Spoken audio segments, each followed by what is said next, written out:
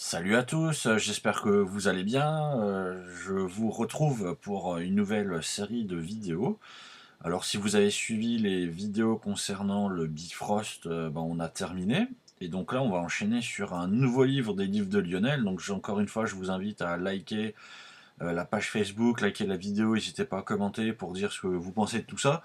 Et aujourd'hui, en fait, on va commencer à parler du livre Secours-nous, le livre sur l'optimisation de la recherche d'emploi qui peut aussi être utilisé, je pense, pour optimiser plein d'autres choses, puisqu'il y a quand même pas mal.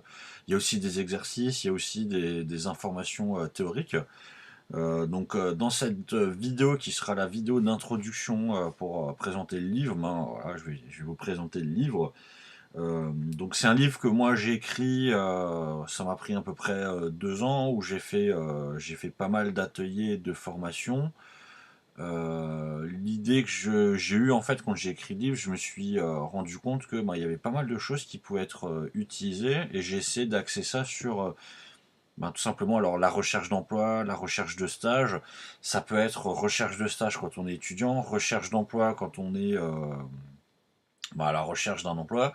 Ça peut être aussi recherche d'emploi quand on est déjà en poste mais qu'on a envie de changer.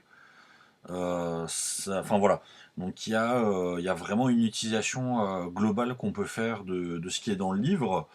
Euh, Là actuellement c'est un livre qui fait 120 pages.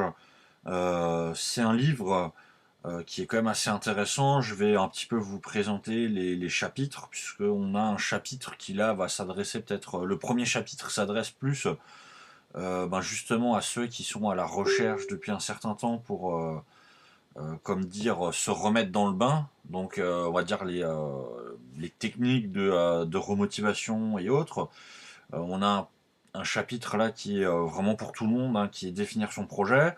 Et après, on va, dans les chapitres qui suivent, vraiment rentrer dans les détails, travailler son CV, comment se rendre visible sur les réseaux sociaux, puisque actuellement, c'est quand même aussi un gros moyen de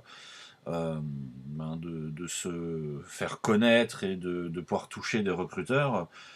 Quelle stratégie mettre en place avant les entretiens, comment vous comporter pendant les entretiens, et comment vous comporter après l'entretien pour garder le contact et faire un suivi avec le recruteur ou l'entreprise que vous avez vu.